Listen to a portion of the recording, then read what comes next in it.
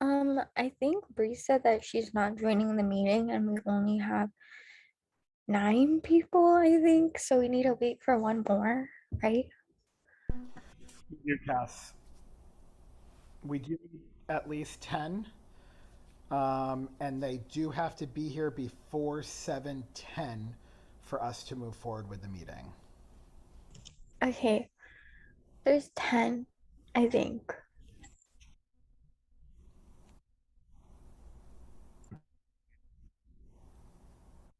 No, it's 10, and it's 8 during the summer.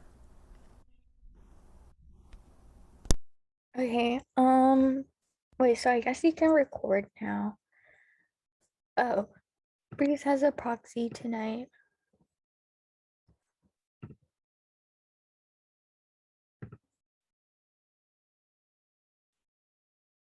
Oh, sorry. Andrew is speaking on one of my agenda items later in the night.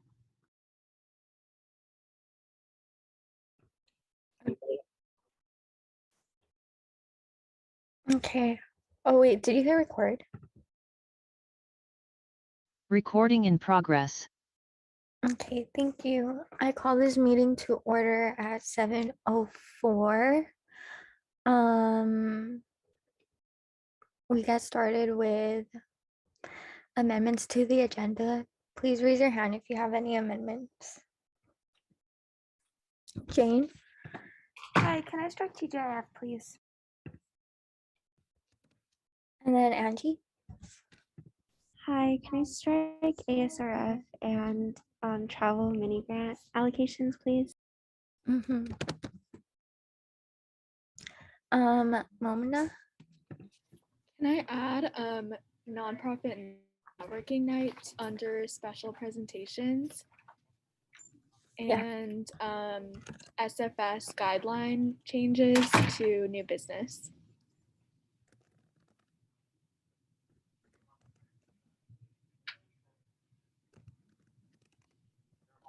That's SFS new guidelines.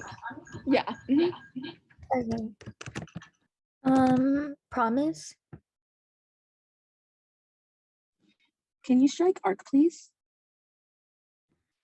Okay, got it. And Jenny? Hi, can you strike capital contingency, please?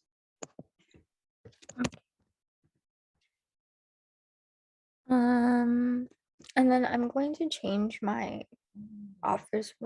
Actually, never mind. Can I get approval of the agenda, please? I motion to approve the agenda. I second. Promise motions, Maya seconds. All in favor, please raise your hand.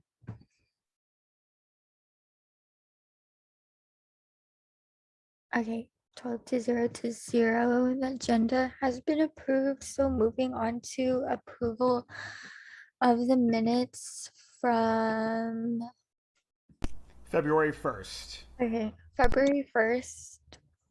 Can I get approval of the minutes? I move to approve the minutes from February 1st. Can I get a second? I second. Okay, Jane motions, Andrew seconds. All in favor, please raise your hand.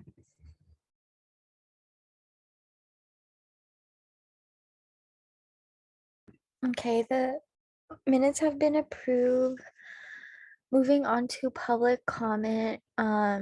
This is where members of the public can raise issues to council. So if anyone from the attendees list wants to raise their hand to give public comment, please do so.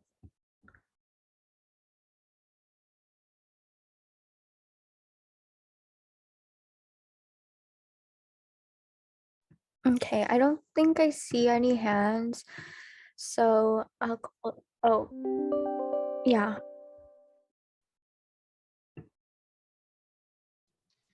It's not public comment, but just let me know when to speak, so I know when the appropriate time is for me to share.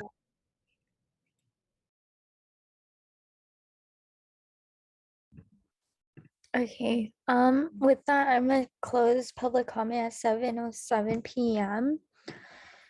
And we can move on to contingency programming. Hi guys, let me drop it in the chat. So this week we have $12,354.51 to, sorry, let me check.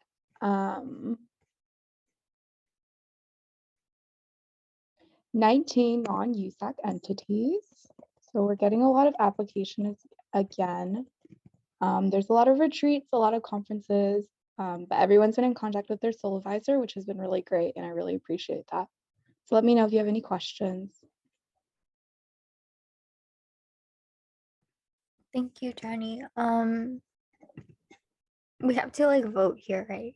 So, can I get someone to motion contingency programming?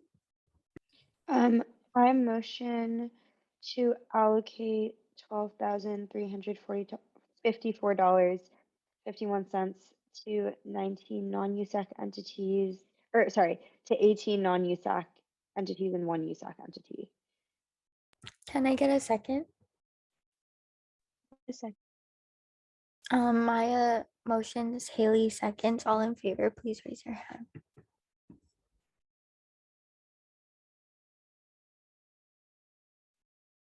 Okay, that's everyone. So contingency programming has been approved.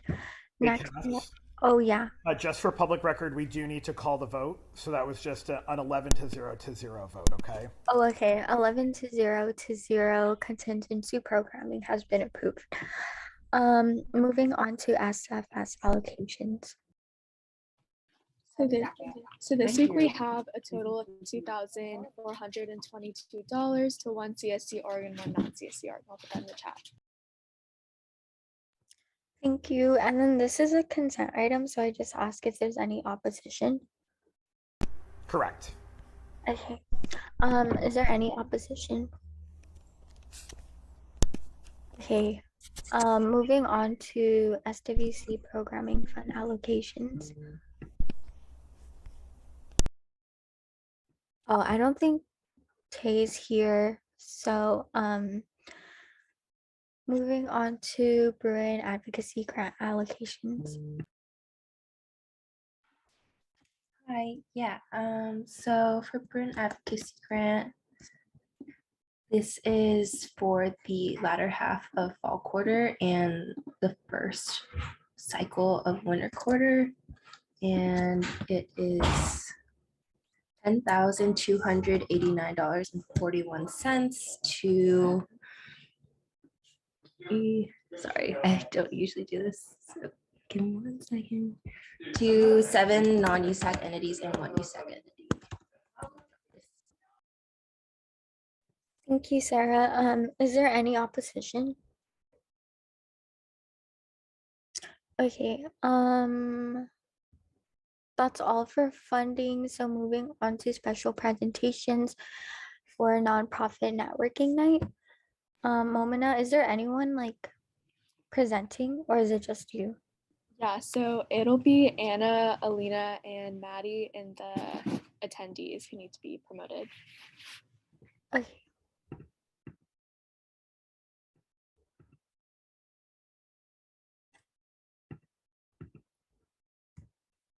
Okay, I think they've been promoted, so they can begin whenever they're ready. Perfect, thank you. I'm just going to share my screen so that you're all able to see our presentation about Nonprofit Networking Night. And so this is an event by CSC, and we'll go a little bit more in depth into this momentarily. So a little bit about CSC. We are a branch of USAC, and we act as a center for service efforts both on and off campus. CSC prioritizes advocacy and hands-on involvement to support students and give back to the surrounding UCLA community. Each of our projects, or also known as different organizations, focuses on a particular area of service ranging from poverty and houselessness to education, health, and beyond. So today we have part of the internal programming committee. My name is Anna. I am the internal programming director, and I use she, her pronouns. So IP, also known as internal programming committee, works to execute large scale service events that take place once each quarter. And we aim to introduce students to different opportunities that CSC has to offer, as well as community service throughout LA. And the aim of this quarter is to host Nonprofit Networking Night, which is a chance for students to meet with industry professionals and grow their pool of connections. Today, we're giving you all this presentation to share with anyone who may be watching this meeting, but also to make sure that you pass on this presentation to your offices, because we would love to have everyone in USAC involved. And we'll give it away to the fellows. Hi, everyone. So the mission of NNN is to provide opportunities for underrepresented communities, connect students to nonprofits, and get students more involved in their local community through acts of service.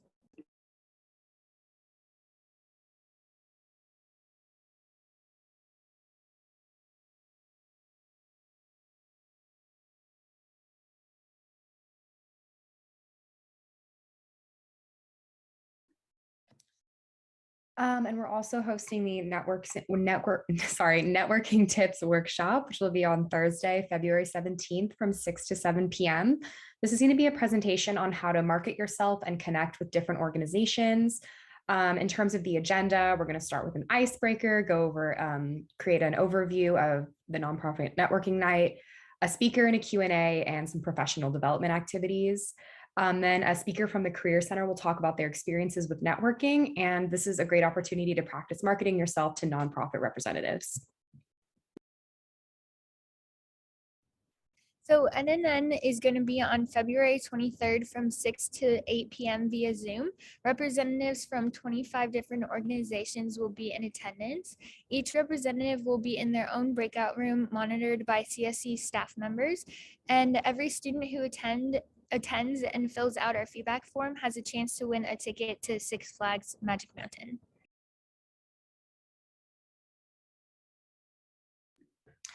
And these are just a few notes on how it's beneficial to us as students. First, students are able to find volunteer, full-time, part-time, and internship opportunities that can help you grow your career. Students can practice networking and make connections. Participants will learn about the variety of roles and types of organizations that exist within the nonprofit sector. And students can learn about how they can engage in social impact ways that align with their personal and professional goals. And then here are just some photos of past nonprofit networking nights when everything was still in person.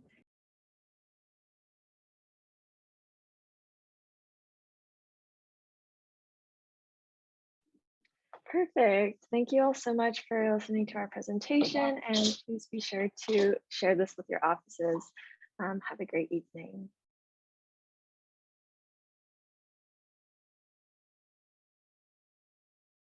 Thank you so much for your presentation.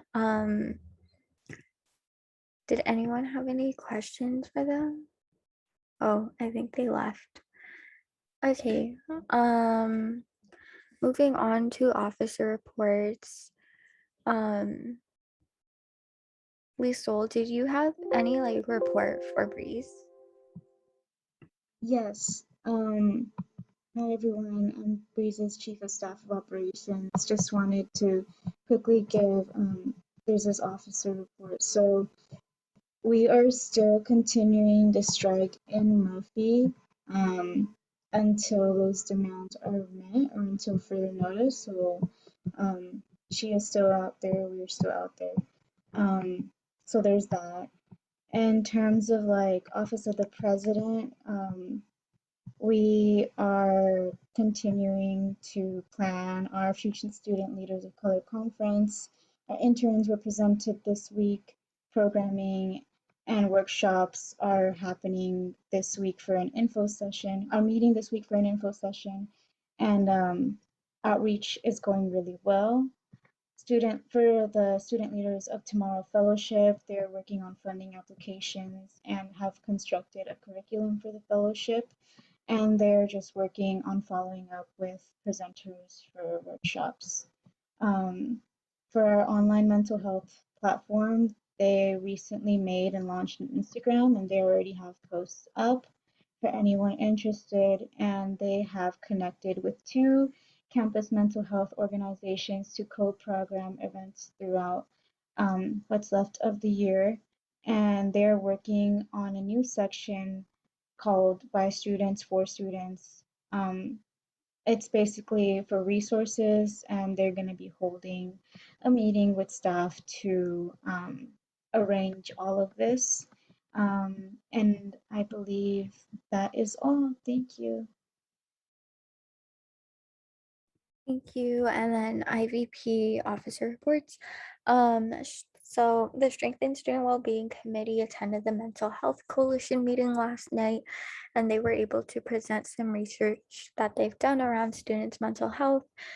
And then the Empower Resilient community directors and I are in communication with CARE again so that we can talk about next steps to establish an SVSH toolkit for student orgs. And then last Friday, we had the annual off-campus living fair, and we had a good attendance of like over 100 students, and it was online. And then we're planning on releasing a digital brochure for students who weren't able to attend, just so students have as much like resources in terms of like finding off-campus housing. And then we're working on increasing engagement in the student org leadership lobby and promoting that even more to share as many resources as possible. The IVP internship first class was 2 weeks ago. And then lastly, Campus Safety Alliance and I are in the process of writing a letter to share concerns from students on how the threat made last week was handled, as you know, admins failed to notify students in a timely manner. So that's all from IVP, and then I'll pass it off to Sarah. Thank you, Cass. So the biggest thing that I really wanted to plug this week is a Q&A that we have with Congressman Adam Schiff. He represents the 28th district, which is like San Gabriel Valley / East LA. It's really exciting that we get to host such a high profile speaker, and he's also chairman of like the House Intelligence Committee and has a ton of experience. So I'd really appreciate if y'all could tell your offices to come and ask some questions and support, just to make sure that like UCLA represents in this event. Another congressional candidate we got to work with in partnership with Armand's office and Breeze's office was Muad Hurezi. So he is a Connecticut congressional candidate, but he was in LA for the week, and it's really cool to see a progressive Muslim candidate talk to UCLA students, and I think he dropped by the strike as well, so that was super cool. Some other things going on. The state relations team is like super close with SCA 5, which is the second student vote bill, and also AB 524, which is transparency for fraternities and sororities on college campuses. Our federal relations team is going to be hosting a Title IX panel. So it's not like the Title IX training that we go through, but it's like more policy oriented. If y'all are interested in where that is in Congress right now. And we are also still planning that local relations CD5 town hall and the mayoral town hall, which ASUCLA has been super helpful with. That would be really cool. Ackerman Grand Ballroom.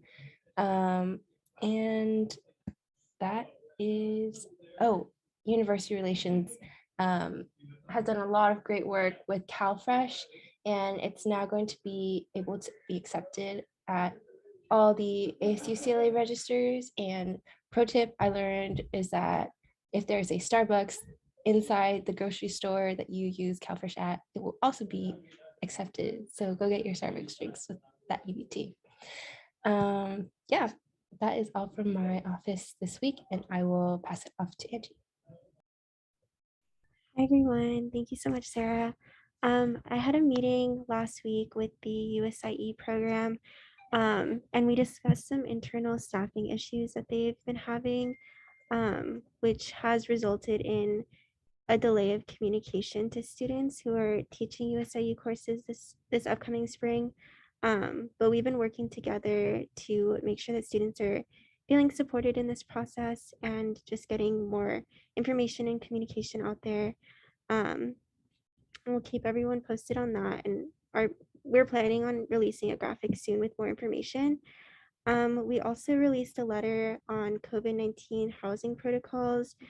A lot of students and RAs have just been expressing a lot of concerns about the lack of really set COVID protocols on the Hill and the extra labor that RAs and front desk workers have had to take on amid transitioning back to campus and in-person learning, which has also led to an extra level of stress that really does affect academics and retention. So hoping to work together with Res Life and housing to address these concerns that so many students are facing. I've also been in weekly meetings with the USC Student Government Academic Affairs Office to launch our joint social justice mentorship program. And we have completed our curriculum and are currently looking for facilitators who'd be interested in mentoring youth who are taking on their own social justice projects. So the deadline for that will be this upcoming, I think, February 14th, whatever day that is. And yeah, if you're interested, please feel free to reach out to me.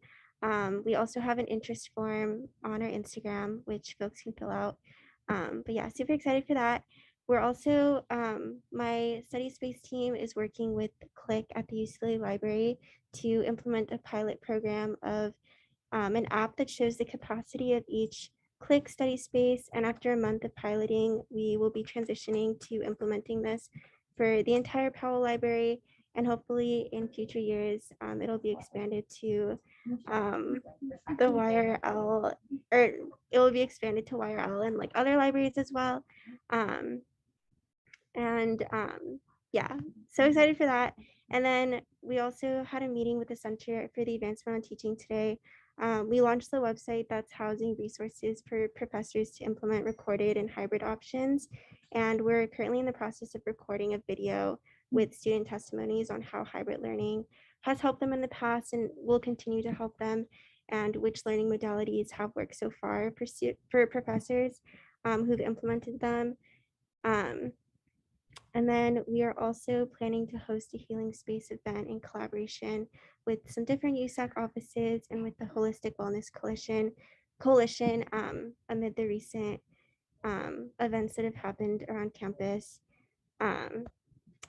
I think, oh, and then we also released a running document with professors that have been accommodating and ones that haven't been accommodating, just to help students navigate enrollment. Yeah, I think that's it. Oh, I'm also working with the LMS team, the Learning Management Systems team, to help them with getting closed captions on lectures that are being uploaded to Brew and Learn, since I know folks have been having trouble with that. So they're working on just like resetting the features to make sure that all lectures that are being uploaded will be done through like Cultura, which is a closed captioning service, so that all lectures will have that that option. But yeah, I think that's it for me. Thank you, Angie. So moving on to administrative representative reports. So first we have George. Hey everyone, good to see everyone. Hope everyone's going okay. A couple of things actually, like a bunch of stuff actually recently. So I don't know if you all heard from last year, but the Alumni Association created their first, did their first ever Changemaker Summit. It's a summit for alumni to get to learn more about diversity, equity, and inclusion. So we're having it again on March 9th, 10th, and 11th. Although it is strict, it's for alumni, I'm sure they're open for students, but I'll double check with them to see. So if you're interested in like diversity, equity, inclusion conversations, getting more information on what that looks like, you can definitely check it out. Secondly, I think y'all heard about this one, but doing Dinner for 12 Strangers is happening this year. And it looks like we're going for in-person events today. So if you haven't heard about 12 dinners for 12 strangers, not 12 dinners for a stranger, as I was about to say. Sorry, that was just funny in my head. It's basically a time for students and alumni to come together and having dinner, pretty much, right? But it's a pretty cool tradition. I've done it one time with alumni. It was cool, but weird at the same time. It's a really, toss up in the type of thing what you're going to get with that. But usually what I've heard for alumni who host dinners for students, those are pretty awesome for students to get to know the alumni a little bit more, as well as just to provide dinner for the students, right? So definitely check that out if you're interested. And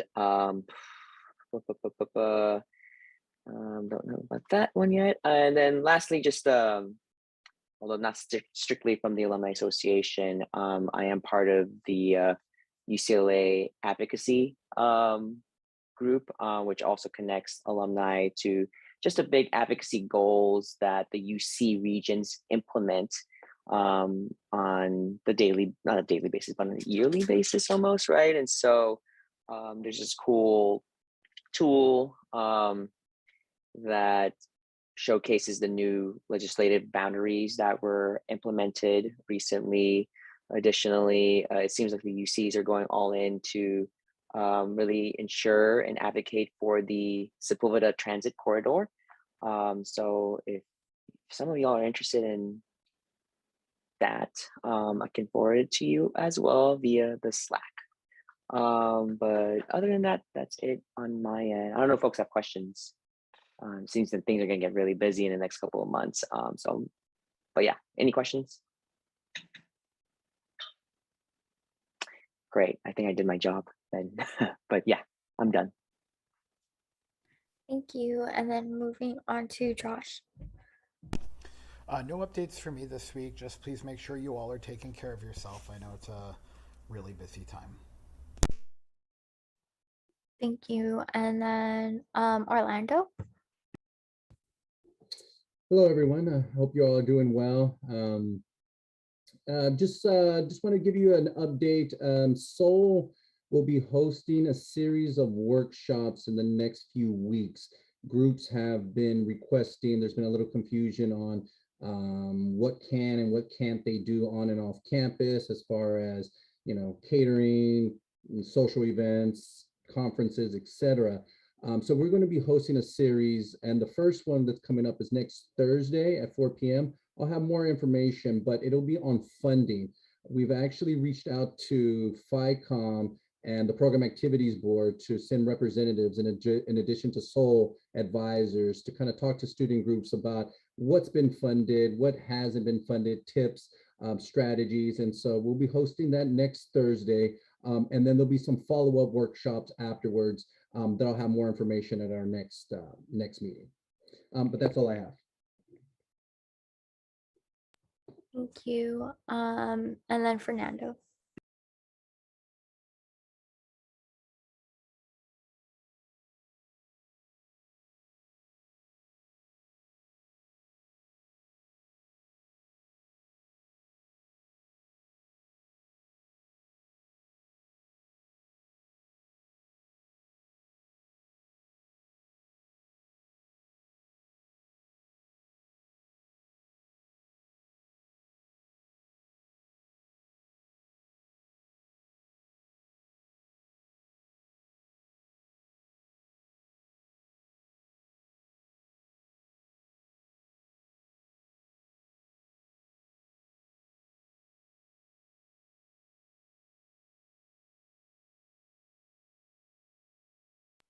Thank you. And then finally, Patty. Hi, everyone. Good evening. Just a couple of updates. We're really excited to be partnering with the Dash U Center for this Sunday. We're going to be having a Super Bowl watch party in our Ackerman Grand Ballroom. So if you want to come out and have fun watching with your classmates. Come on out. It'll be a really nice time. And then secondly, we are collaborating with CEC coming up next week for our outdoor movie night in the Westcom Student Terrace. So really excited for that. And looking forward to some really fun collaborative and big events coming up in the spring quarter as well. So I'll keep you all posted. Thank you so much. Thank you for the updates. And then we can move on to new business. So first we have a resolution in support of the Buy Your Values UCLA campaign. Hi, yes, that's me. I will share my screen. So just to give you guys some background, the Buy Your Values campaign was started by last year's Gen Rep 2, I think, and Vac, Justin, and Sachi and Justin wrote this resolution to support Buy Your Values and the campaign to push UCLA to carry worker-friendly and environmentally sustainable apparel. So I'll just read through this real quick. And yeah, shout out Justin for writing this and putting a lot of work into the Buy Your Values campaign. So whereas Buy Your Values UCLA is a student-run campaign to bring worker empowerment, worker democracy, and environmental justice to UCLA's licensed apparel retail and to educate the student body on the importance of pushing for a more ethical future. Whereas the global garment industry is heavily reliant on a mass workforce, in some countries making up a majority of the workforce both in factories as well as in homework. Whereas the industry has purposely outsourced production away from countries with higher minimum wage floors, stronger collective bargaining laws, and more stringent worker protection rights, which has led to particularly awful violations of workers' health and safety during the COVID-19 pandemic. Whereas the effect of the global garment industry, specifically the onset of fast fashion, has led to an industry which contributes 20% of the world's wastewater during the toxic dyeing process, plastic microfiber pollution of our oceans, and excessive consumption of clothing, much of which ends up in landfills. Whereas UCLA trademark and licensing's purpose is to promote, protect, and enhance the UCLA brand's reputation by thoughtfully managing and controlling the use of UCLA brand name on consumer products and ensuring that UCLA appears only on quality products that are produced under fair, safe, and humane working conditions. Whereas 1998, the University of California, like many other universities in the late 90s, adopted a code of conduct to address supply chain transparency and minimum standards for workplace safety after the organizing of United Students Against Sweatshops, U.S. college students organizing in solidarity with garment workers. Whereas the code enforces standards regarding wages and benefits, child labor, forced labor, health and safety, non-discrimination, women's rights, harassment and abuse, and freedom of association and collective bargaining through monitoring organizations such as the Worker Rights Consortium and Fair Labor Association. Oh my God, hang on. Whereas the code acts as leverage to hold companies accountable for meeting these standards, but many of our licensees do not meet these standards throughout the supply chain, and while some companies make genuine efforts, others are not willing to further investigate their suppliers, whereas there exist companies which meet higher environmental standards through small batch production and recycling, upcycling measures, and higher worker empowerment standards through clear collective bargaining agreements and cooperative worker ownership, whereas one of the few licensees to live up to the code was Altagracia, a living wage unionized garment factory in the Dominican Republic, which had to close its shutters during the pandemic, whereas the code currently states no benchmarks specifically regarding environmental rights or protections as researched by the Sustainability Action Research UCLA licensing team last year, whereas in 2020, Ucla created the UC Sustainable Practices Policy, which is set to govern UC-wide procurement and operations sustainability standards, but had little to say about textile, garment, and apparel procurement. Sorry, guys. Whereas the Buy Your Values campaign, housed in the USAC Facilities Commission, has put on several panels and workshops over the past 2 years, featuring partners from Altagracia's Carolina Textile District, UCLA Trademarks and Licensing, Ethics Merge, Garment Workers Center, Refine LA, Labor 411, and the Student Labor Advocacy Project. Whereas in February 2021, we released a student-directed survey with 150 plus responses, with notable findings being that cost, aesthetics, and ethical production constitute top factors when purchasing, and that clearer identification and greater availability/variety would make students more open to purchasing ethical products. Whereas in March 2021, we began discussions with UCLA Trademarks and Licensing and the UCLA store on our current demands, which included the development of a small pilot program to order increasingly greater quantities of products meeting certain labor and environmental standards. Whereas beginning in May 2021, we began organizing in solidarity with the Garment Workers Center's campaign to pass SB 62, also known as the Garment Worker Protection Act, which sought to close piece rate wage loopholes and strengthen enforcement of labor laws. Whereas in December 2021, we refined our campaign goals around a selected few companies to pitch the UCLA store and campus store, which meets higher standards of worker democracy, worker empowerment, and environmental justice, and to amend the code of conduct to include environmental provisions. Therefore, let it be resolved, the USAC affirms its support for the efforts of the Buyer Values UCLA campaign to bring ethical and sustainable options to UCLA retail and to amend this current code of conduct. And finally, let it be resolved, the USAC affirms to sign on to the letter of support to be delivered to the UCLA store and campus store as a measure of campus-wide support for this effort. That's basically it. I don't know if there are any questions, but if we vote yes on this resolution, I can sign on to the letter of support to the UCLA store on behalf of council. Yeah. Thank you, Jane, for presenting this important resolution. So then we would vote, I think. So can I get someone to motion to approve this resolution?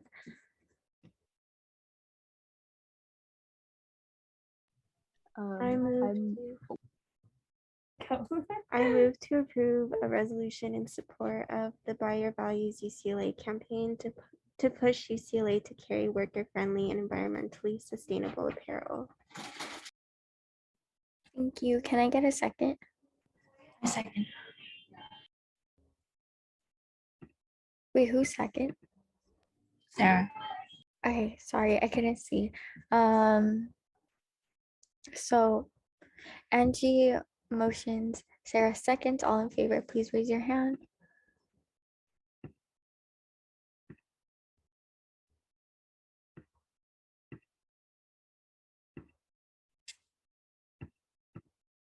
Okay,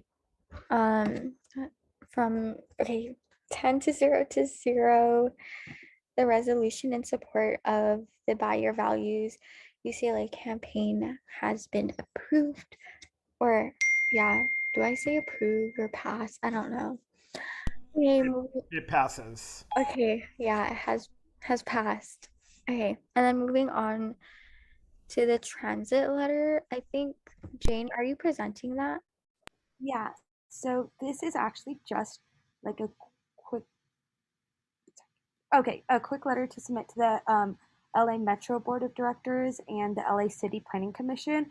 I'm just going to submit the resolution that we passed a couple weeks ago regarding a direct UCLA Westwood Purple Line stop, but I'm going to pass it off to Andrew to just give us a little bit more information about that. So Andrew, we don't have to vote on anything, but yeah, Andrew, just take it away. Sure, can you hear me? Great. Awesome. It's glad to be here. Thanks to all the great work that y'all are doing. It's good to see old friends like George Chacon. We went to UCLA together. My name is Andrew Lewis. I'm the Vice President of the North Westwood Neighborhood Council. Thank you for your support of the incoming Sepulveda Transit Corridor project.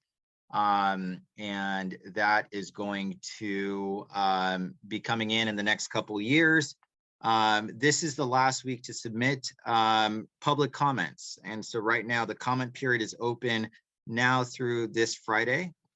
And so we're looking to get as many comments in as we can to Metro to let them know that we ideally are looking for a heavy rail option that includes a UCLA station. So that would be option 4 through 6. And I have your resolution that y'all passed. And I believe it was included in that, right? In the one that USAC passed, if I'm not mistaken. Maybe I have that wrong. Yes, great. Okay. So any more written public comments that we can submit would be fantastic. And Metro highly, looks for constituent, stakeholder, public feedback, which includes all of us here in Westwood Village. So anything that we can send along or USAC can send along will weigh heavily as they complete their public EIR period. So I'll leave it there. But if, as Jane was saying, I guess if we can submit a resolution, the resolution that was passed via written public comment, that'd probably go a long way. And if y'all would like to in your individual capacity as well, that would make a difference too. So I'll leave it there. Awesome. Thank you so much, Andrew. Yeah, so I'm going to be submitting the resolution that we passed on behalf of us, and then I can send everyone a blurb to send out to their offices too. If anybody is interested, please just DM me for that. But yeah, that was all I had. Thank you guys. Thank you so much, Jane and Andrew, for sharing. And then I think we have Westwood Village specific plan letter. Oh, that was just both of them. Oh, okay. Oh, I accidentally put the SFS under adjournment, but Momina, you can talk about the new guidelines. Yeah, so these are the SFS guidelines that were edited. So the only change is, let me pull it up, on section 2 for eligibility, and then under that B deadline. So it just clarifies in the actual guidelines when the submission form opens and when it closes, just to make it clear for people who just see the guidelines and aren't using the My UCLA portal. Does anyone have any questions about that change or anything in the guidelines?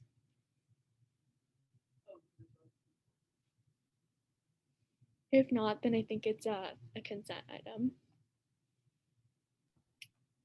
All right, thank you. I was wondering if it was too. So I think that's everything on new. Yes, we do have to just, sorry, we do have to call. Oh, opposition? Yep, if there's any opposition. Mm-hmm. Oh wait, I think Andrew, did you want to say something from the last item? Yeah, so hopefully it's not throwing off the agenda, but the Westwood specific plan form, I can give a quick blurb on that if you'd like, up to you. I also dropped it in the chat. Oh yeah, so sorry, Andrew. Go for it. No worries. It's a lot of stuff. Los Angeles City Planning has released an updated draft ordinance to amend the Westwood Village specific plan, which is our local zoning plan here in Westwood Village. It oversees an incredible amount of minutia zoning that has to do with like land use, but also like what kind of restaurant and beverage licenses that we can give out in the village. It's incredibly antiquated. It's the reason why we only have like 3 bars in Westwood, and why we don't have more fast casual dining in Westwood is because it's literally written into like local zoning. Our council has submitted, along with the bid in Westwood, amendments for this, and this is going before the City Planning Commission this Thursday. They've put together an action network form that'll automatically submit the your support of the amendments to the Planning Commission, and Paul Koretz, our council member, just by filling it out. I dropped the link in the chat. My neighborhood council issued strong support of this last night, and Sachi spoke all about it and gave incredible comment towards it. So if you'd like to submit comments in favor of the amendments, it's in the form. If you want to call into the Planning Commission meeting, it's 8 a.m. on Thursday. But yeah, hopefully we can get the amendments through and that we can change our zoning, then we can have more bars and restaurants and nightclubs and cool things that'll better serve a college community. So yeah, thank you. Thank you so much. I think that's everything on the agenda then. So, oh wait, did I still have to do the opposition for SFS? Yeah, you got to just close that loop and then formally close the meeting. Okay. Is there any opposition to the SFS new guidelines? Okay. If not, I'll be adjourning the meeting at 7:47 p.m. Recording stopped. Great job, Cass. Thanks for stepping